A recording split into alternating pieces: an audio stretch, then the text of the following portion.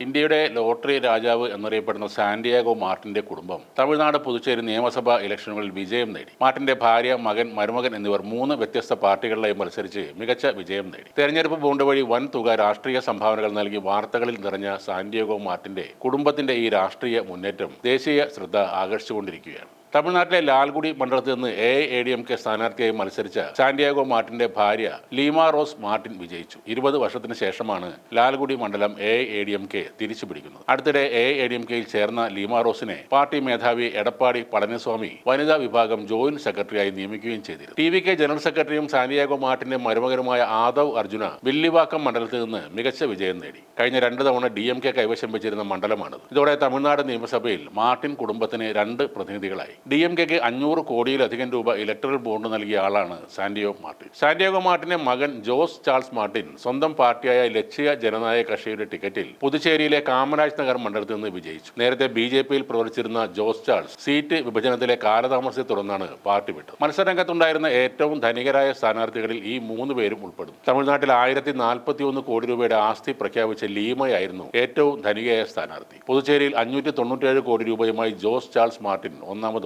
TVKയിലെ ആദവ് അർജുന 442 കോടി രൂപയുടെ ആസ്തിയാണ് പ്രഖ്യാപിച്ചത്. പണം വാരിയറിഞ്ഞ് അധികാരം പിടിക്കുന്ന സാന്റിയാഗോ മാർട്ടിൻ കുടുംബത്തിന് മറക്കാനാകാത്ത ഒരു രാഷ്ട്രീയക്കാരൻ കേരളത്തിലുണ്ടായിരുന്നു. സഖാവ് VS അച്യുതാനന്ദൻ. കോടികൾ കയ്യിലിട്ട് അമ്മാനമാടിയാലും VS എന്ന 2 അക്ഷരം കേട്ടാൽ സാന്റിയാഗോ മാർട്ടിൻ ഒന്ന് ഞെട്ടും. VS അച്യുതാനന്ദൻ സാന്റിയാഗോ മാർട്ടിനും ലോട്ടറി മാഫിയക്കുമെതിരെ നടത്തിയ നിയമ പോരാട്ടം ചരിത്രത്തിൽ രേഖപ്പെടുത്തേണ്ട ഒന്നാണ്. സാന്റിയാഗോ മാർട്ടിൻ ഉൾപ്പെടെയുള്ള ലോട്ടറി മാഫിയ നിയമവിരുദ്ധമായി സ്വയം ലോട്ടറി ടിക്കറ്റുകൾ പ്രിന്റ് ചെയ്ത് കേരളത്തെ വഞ്ചിക്കുകയായിരുന്നു. അന്ന് പ്രതിപക്ഷ നേതാവായിരുന്ന VS അച്യുതാനന്ദനാണ് ഇതിനെതിരെ ശബ്ദമുയർത്തിയത്. 2 വർഷം കൊണ്ട് 16,000 കോടി രൂപയുടെ വിൽപ്പന നികുതിയാണ് മാർട്ടിനും ടീമും വെട്ടിച്ചിരുന്നത്. ലോട്ടറിക്കെതിരെ നിയമപോരാട്ടം തുടങ്ങിയപ്പോൾ അന്നത്തെ ധനകാര്യമന്ത്രിയായിരുന്ന ശങ്കരനാരായണൻ ആദ്യമൊക്കെ അതിനൊപ്പം നിന്നു. പിന്നീട് അദ്ദേഹത്തിന്റെ അടുത്ത സുഹൃത്തായി സാന്റിയാഗോ മാർട്ടിൻ മാറി. ലോട്ടറിയുടെ ആസ്ഥാനമായിരുന്ന അരുണാചൽ പ്രദേശിലേക്ക് ഗവർണർ ആയി ശങ്കരനാരായണൻ പോയതിന് പിന്നിൽ സാന്റിയാഗോ മാർട്ടിന്റെ ശ്രമങ്ങൾ ഉണ്ടായിരുന്നു എന്നാണ് പറയുന്നത്. ശങ്കരനാരായണൻ അരുണാചൽ പ്രദേശ് ഗവർണറായി പോയപ്പോൾ സ്പീക്കർ ആയിരുന്ന വക്കം പുരുഷോത്തമൻ ധനകാര്യമന്ത്രിയായി. ലോട്ടറിക്കാർക്ക് അനുകൂലമായ നിലപാടായിരുന്നു വക്കം സ്വീകരിച്ചത്. ലോട്ടറിയുടെ ആസ്ഥാനമായിരുന്ന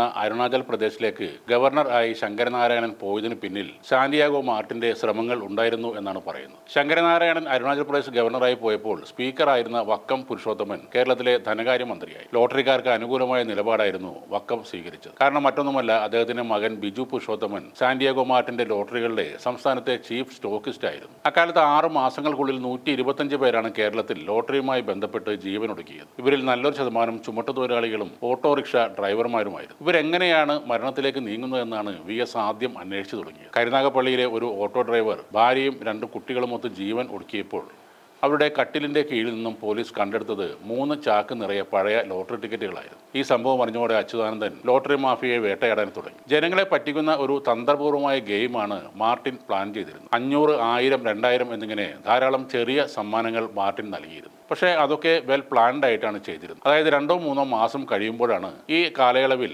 10,000-ലധികം രൂപയ്ക്ക് ടിക്കറ്റ് വാങ്ങിയപ്പോൾ സമ്മാനമായി കിട്ടിയത് വെറും 3,000 രൂപയിൽ താഴെയാണെന്ന് അവർ തിരിച്ചറിയുന്നു. അങ്ങനെ നഷ്ടപ്പെട്ട ആ തുക തിരിച്ചു പിടിക്കാൻ വീണ്ടും ടിക്കറ്റ് എടുക്കുക എന്ന ശീലത്തിലേക്ക് അവർ എത്തുന്നു. അത് അവസാനം മരണത്തിലേക്ക് എത്തുകയാണ്. VS നിയമപോരാട്ടമായി മുന്നോട്ട് പോയി.